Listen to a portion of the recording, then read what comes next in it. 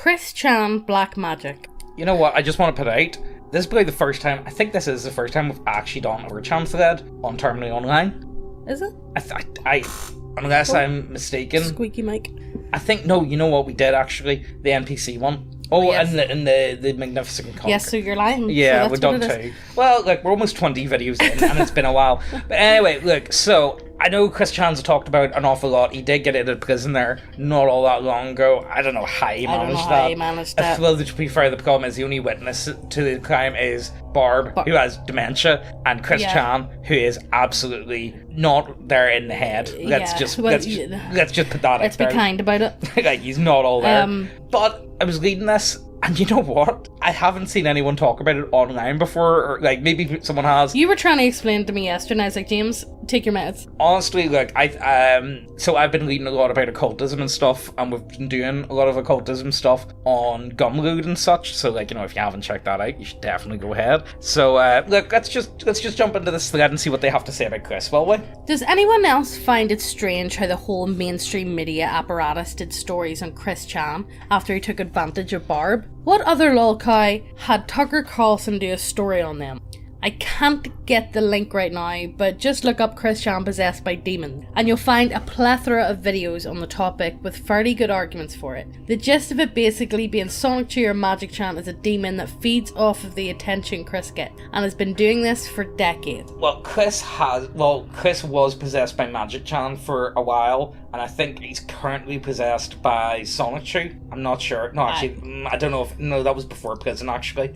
I'm not sure. Some people are saying he's developed dissociative identity disorder. I mean, Chris does have a very fragile mental state. Yeah, I wouldn't be surprised if he does. You know, that would explain the whole Merge. Persona and takeovers. I think it also is a preserve. I hate to sound too like Freudian, but is it to protect the ego? Does that make sense with Chris? Because he's like been I don't think Chris has an ego. No, but he's been humiliated that many times online. That's why I don't think he has an ego. But is he being possessed to overcome this? To go around it? Look, let's jump into this. All I'm saying is the medallion's cursed and it's now got an eye in it. The medallion is fucking cursed anyway. Did you hear apparently he tried to make a medallion in prison, so he did? What? Yeah. How did people know about this? Because he sent letters and stuff when he was in contact with him. Yeah, there was still a lot of people in contact with him even when he was in jail. But there were few and far between.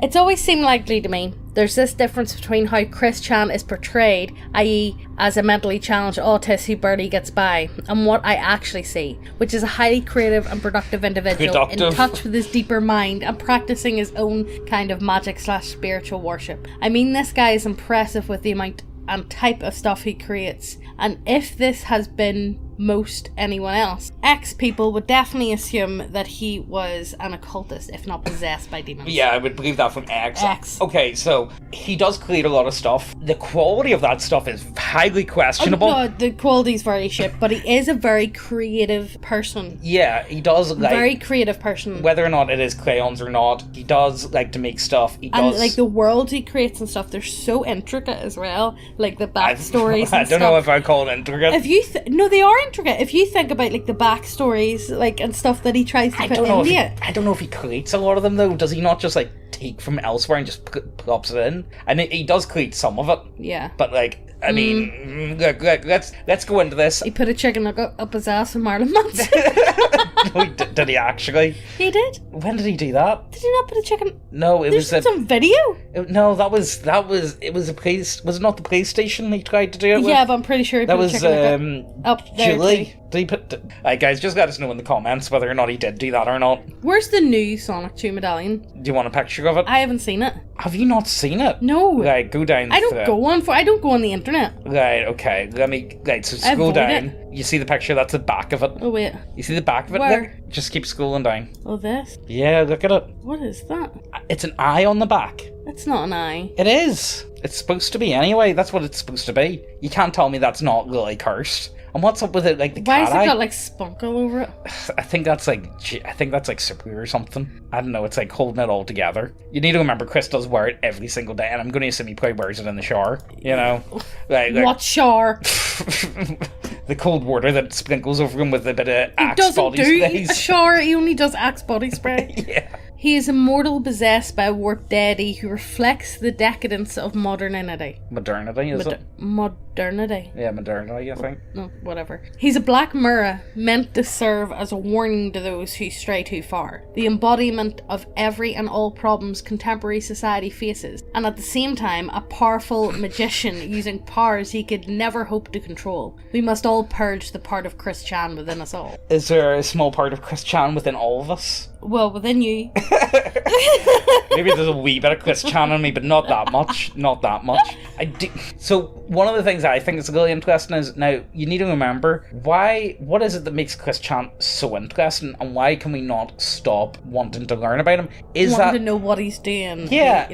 You can't tell me that... He is interesting. He's interesting to watch, but I don't know whether it's because he's such an oddity, and because he... Is this Chris, a good... where we all concern ourselves, and you can't say that you don't, we all concern ourselves quite a bit on the face that we put on for society. Yeah. The face we put on for interacting with people. Chris doesn't.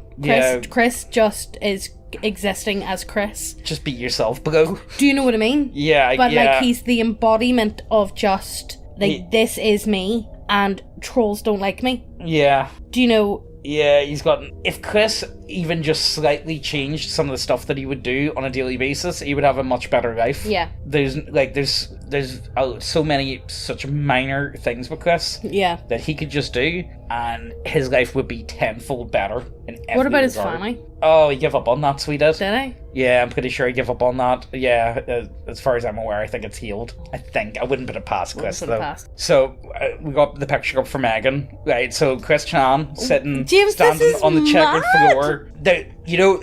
And the thing is, I'm pretty sure his dad... Was Freeman? No, he was. I think... Was he not? I'm pretty sure he was. I think he might have been. I'm not sure if I remember correctly, but I'm pretty sure he might have been. There might have been something about that. That's mad. Isn't it? I mean, like, there's a lot of stuff about coincidences and stuff, but sometimes it's a bit spooky. Sometimes it gets a bit spooky. But look, I'm going to show you the most weirdest bit of it all that really spoke to me. I was like, you know what, we have to do a video talking about this. So, Megan, I've just sent you that link. Open it up there, and let's read about this. You didn't send me it? No, this is a new one. Oh, right, okay. Right. Charging. Or car.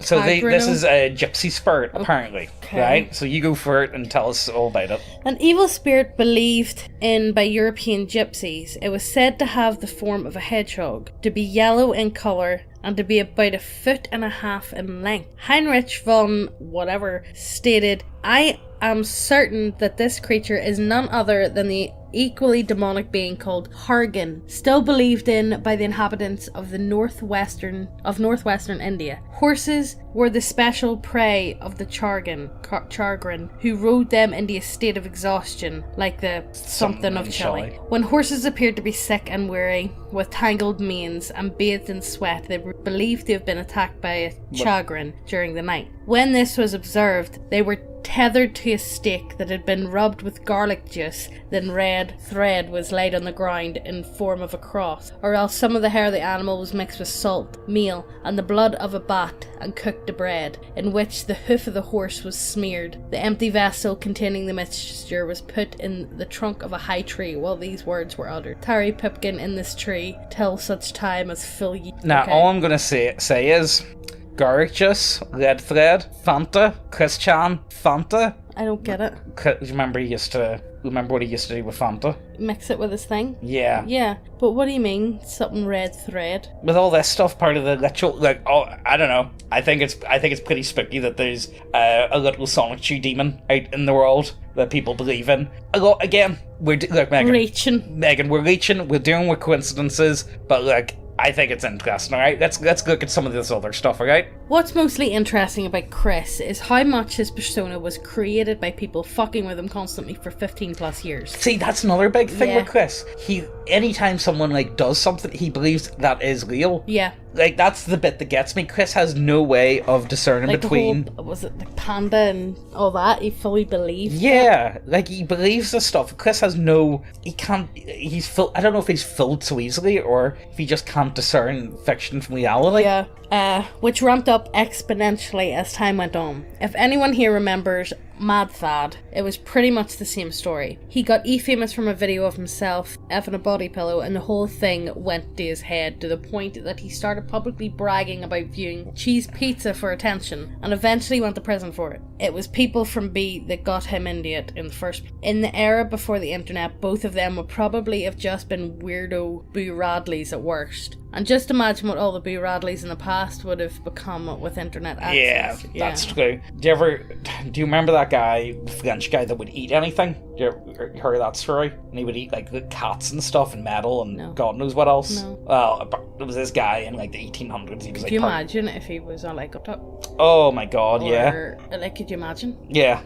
Look, you need to wonder what one thing I would love is what would like medieval peasants be getting up to on TikTok? I know. Like somebody else said, what's odd about Chris Chan is if you really think about it, mid-2000s Chris Chan was actually almost normal by today's standard. He was a loser because he went online, collected toys, and went to a board game shop. What do people do today though? Stay online, buy Funko Pops, then Squishmallows, order DoorDash, and sit at home watching Netflix. Most people aren't doing a lot of real life socialising anymore, hitting the bars and clubs and all that. However, board game shops a la Chris's have absolutely exploded in popularity in the past decade or so. He was a loser in the early 2000s, but now about 20 to 30% of people live like he did back then. No, people do not live like Chris Chan to this day. They don't live in the fucking squalor. Chris, yeah. Again, is that this is another thing. Manifestations of demonic cleanliness is next to godliness. Mm-hmm. Chris lives in a hoarder's house. I honestly don't believe you can be happy. Is he allowed to go back to the house though? Because I heard Barb was in like an assisted living. Yeah, well, unless the house has been empty then. But I thought... But is he... No, that house would have been condemned. Yeah. After they went in and done a home check on Barb, that house would have been fucking condemned. You would like to think. Well, if nobody was... If she was in an assisted living, Bob's dead. Her son or daughters, whatever, don't want anything to fucking do with her. Yeah. And it's only Chris, and Chris is in prison for diddling with her. Yeah. So it's going to be put to the state. Yeah, because it's not under Chris's ownership. Yeah, well, they would. It's going to be put to the state to pay for her assisted living. Yeah, you would think that. I don't know. It's hard. Honestly, the problem is Chris hasn't been that public since he left prison. Like he has kind of, but not as much as what he used to be. Like I will give that to Chris. Chris has actually dialed. Maybe he's been warned. Maybe he probably has, and apparently Chris, kicked up a big stink in court over getting Lego or whatever. What? Yeah, apparently he got really upset. He wanted his Lego from his house, and the judge denied him. Well, maybe the house is gone then. Could be. But maybe he's been warned, or maybe it's part of his role. Yeah, could be. Who knows? Because he's now a sexual offender, because he was charged. Oh yeah, actually. Does maybe that mean, he's not allowed to go on the internet. Oh yeah, is Chris now on like a sex offender register or anything? He would have to be. I need to look at... We can't, but Americans can look up sex offender registers. Yeah. If any of you guys are able to work that out for us, or if it's already out there and we're just behind the times. Probably. Hey yo guys, cost of living crisis and all that. You don't want to pay for models? Well, we got some paper models. Which are like a fraction of the price. Like fraction of the price. And who actually wants to carry about a bunch of goblins? Nobody. I mean, like, come on. Like, everyone's going to need a bunch of goblins. But how do you carry that? How do you transport that? And if any of you guys have transported models any length of time... You put it in a Pokemon binder and you take it with you. If you're interested in it, check this video out. It'll explain everything to you. And if you really want to, the link to the Kickstarter's down below and it'll explain it. And if you like it, back it. Also, we do have some free ones, so you can go ahead, print them out yourself if you like them, you know. Everybody likes free shit, so just go and try it. Yeah, exactly. Thanks. So, to elaborate more on this, I wanted to go on the wiki, and we'll go over all the examples of Chris and Magick that he's performed. Because, like we all know about the Cursed Kamehameha, you know, and he's done a lot of stuff like this. And sure, even, remember them weird doll things in the astral projection he was doing with Sockness? Do you remember that? There was, like, they were trying to, like, commune with each other. Oh, yes. Yeah, remember that? That was really weird. I don't really know that much about the Jack Sockness saga, though. Sorry, guys. I'm honestly, I'm so far behind. But like, let's go up to the top here, will we? Magical thinking. Magical thinking is the belief that one's own thoughts and rituals can influence reality. The behaviour is common with young children in the egocentric stage of development until they age out of it after developing cognitive thinking. Chris, on the other hand, maintained a habit of magical thinking well into adult. So, magical thinking, I'm going to guess, is the imagination stage? Yeah, it would be like imagining that you have like, I don't know, it's like a weird form of play, I would argue. Yeah. So, examples, curses. Well, we all know the Kamehameha. Yeah. While Chris has used the curse ye hami-ha in reality, he never took it too seriously. At least until he used it on Liquid Chris. No, Chris was definitely using it. He was using it seriously, 100%. He used it Look seriously. how into that he was whenever he's putting it to the camera. Like, come on. See, whenever he did it to Mary Lee Walsh, yeah, he definitely meant it. With the kidnapping of Liquid, he then realised that he had the power really to curse people. He also developed a new ability to bless people via the forgiveness blessing skill. He honestly seems to believe that these powers are real, even stating in one video that if it works, then he knows he has the power. Chris later stated in a music video that if people antagonised him, they'll be cursed, but if you're true and honest, you will receive blessing. The most notorious example is the Curse Kamehameha, a power that supposedly bestows terrible fortune upon the recipient. Chris has performed this curse on innumerable occasions, both over the internet and in public. He's even retracted the curse on at least 3 occasions with a forgiveness blessing, which further cements Chris's beliefs in its efficiency. Also, you know, remember Chris was going by that goddess, CPU goddess, for a while. Yeah. You know, so I think Chris definitely believes that he has magical powers. Yeah. He believes that he's bringing the merge in.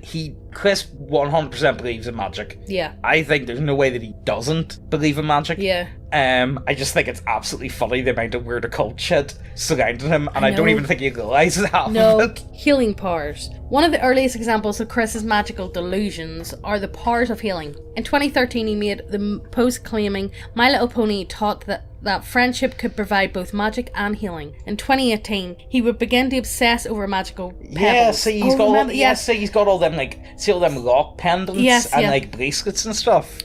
With purported healing properties due to interference from the Idea guys. From mid-2019, Chris would start to believe that he was being possessed by Magick, and as of such could perform many of Magick's magical powers, with one such ability of his being the ability to heal others. He would use his healing touch on Barb and demonstrate his ability on Art M, a gamer from Mars. The Gamer from Mars in December of that year. That's that guy that looks like Zuckerberg, isn't it? Oh. Yeah, the ginger fella. Chris, obsessed with healing, seemed to grow more and more over the years, to the point where he believed he could use his healing abilities regardless of whether he was possessed or not. No doubt contributing to his messiah complex. 100%. 100% he thinks he's like some sort of god. Yeah, he is the chosen one after all. In 2020, Chris, whilst role-playing as Sonichu, claimed that praying to Chris would cure others of illness and disease. And in 2021, Chris frequently mentioned the phrase self-healing, either as a prayer to describe his own mental state.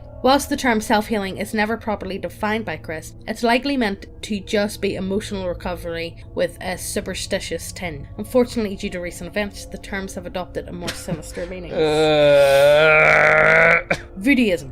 He does. He's done a load of voodooism. In Chris's case, he seemed to believe that his triads and tantrums will somehow affect his perceived enemies. His attacks on the clown doll, for instance, are a metaphorical threat, but also suggests an attempt to somehow literally harming the trolls through sympathetic magic, like a voodoo doll. He views his revenge against the enemies in the comic or in Soul Calibur 3. Yes, remember he created them as thingies. Yes. He created them and beat them up as being equivalent to actual revenge rather than simply venting. In September 2013, Chris created voodoo dolls out of Lego to represent Megan Schrodinger, Michael Snyder and Mary Lee Walsh. People who refused to cave to Chris's demands, earning them the title of top 3 fiends and enemies Chris's lifetime. He diverted satisfaction from tormenting the dolls by shaking them in a container and leaving them upside down. Honestly, there's no one I feel more sorry for than Megan Schrodinger. I know. She honestly just... The girl was just being nice. She literally just tried to be nice, and I think there's a possibility of they could have maybe, like, been friends. Yeah.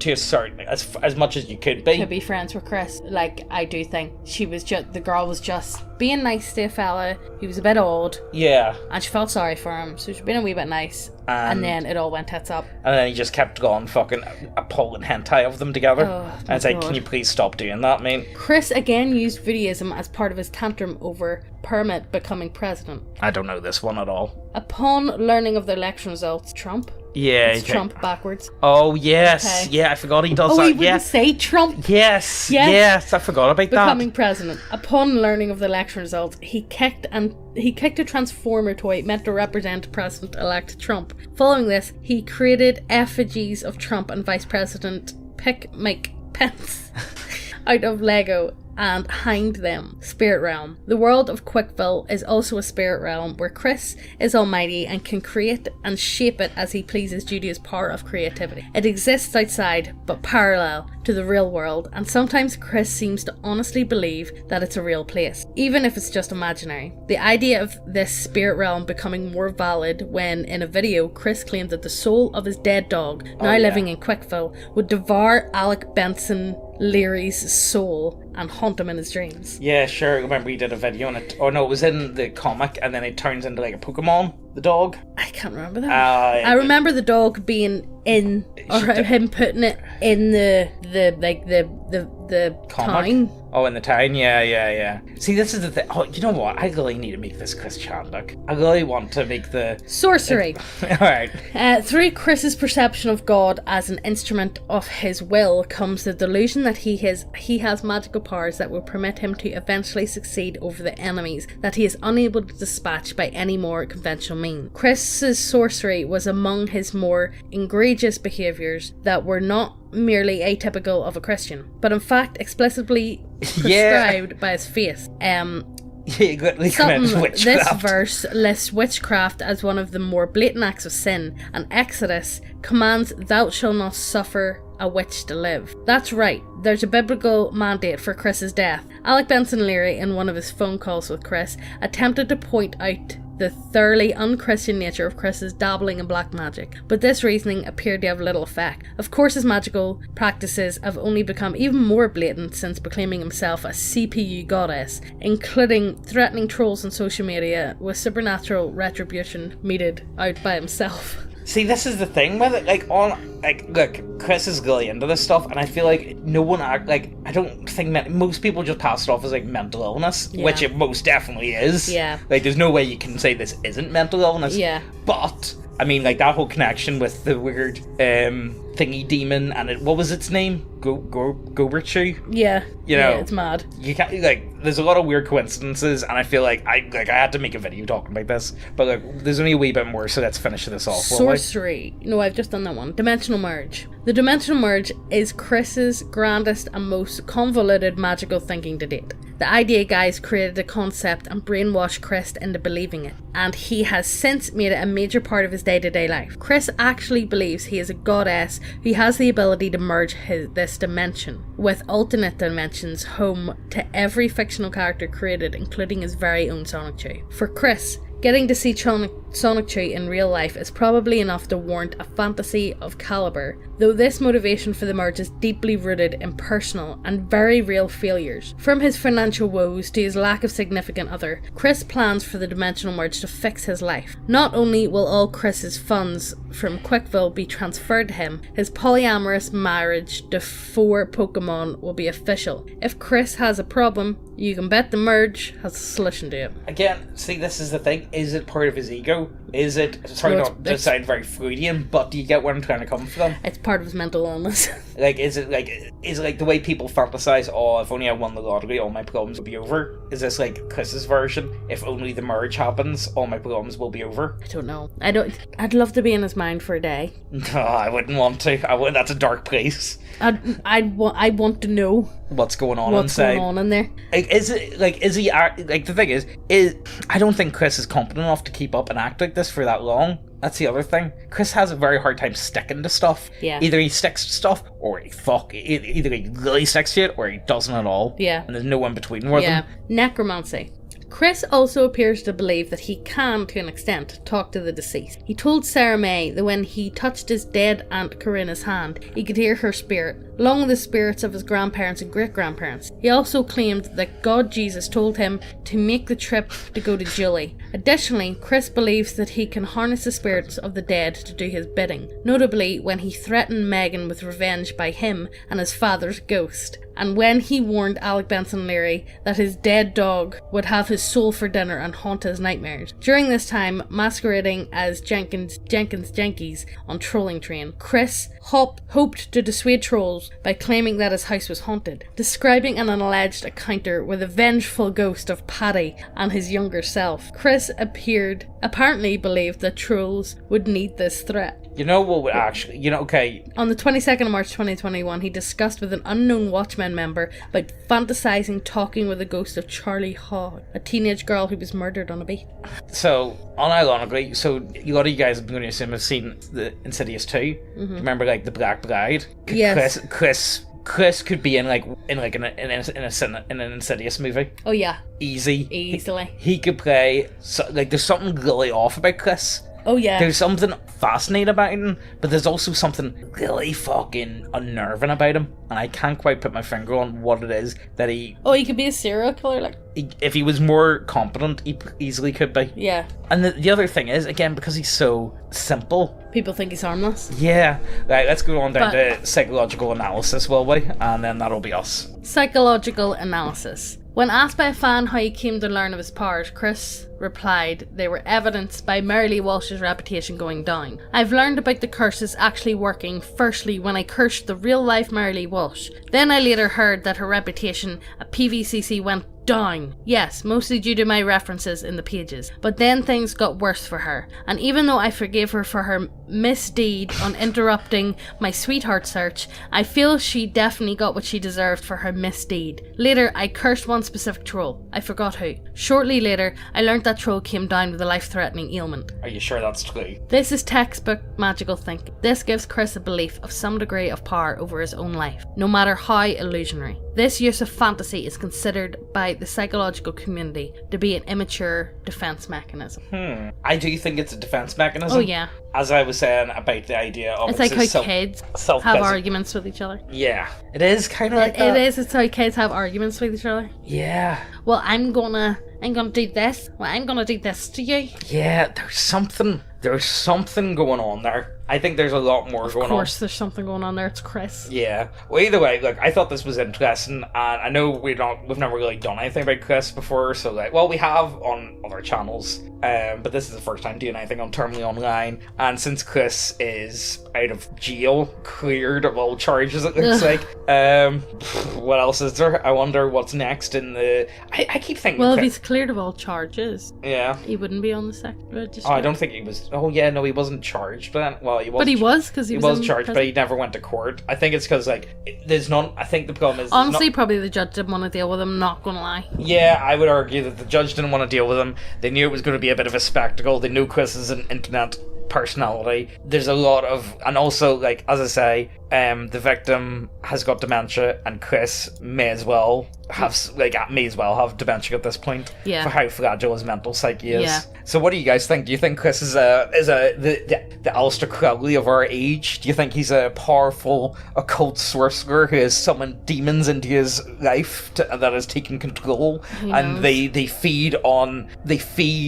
demons feed on Chris, gaining attention. And again, it's like watching a car wreck. You can't take your eyes off Chris. There is something about that. What is it that draws us to him and just makes us want to learn more about him? And I've had this a few times. I've tried to talk to people about Chris, and people either get really into it or just have no idea what I'm talking about. Yeah. And there's no in between. But here, before I forget, Gumroad, we did a video talking about our own local Chris Chan. It was actually a couple of weeks ago now, because we're recording this in advance because we're away on holidays. Well, we're not really away on holidays. We're away for a weekend away with friends. Yeah, but we're not going to have time to record or anything. Yeah. So this video's being recorded a wee bit in advance. I hope you guys are checking out the Paper Mini Cockstarter. I hope you guys are checking out Cockstarter. Cockstarter. The bimbo, the Bambi hypnosis. I don't know if that video was out yet or not. So either way, look, hope you guys enjoyed this one. Is there anything else, Megan? No? Can't think of anything. No, either way, like, hope you guys enjoy. And we'll see you in the next one. Bye.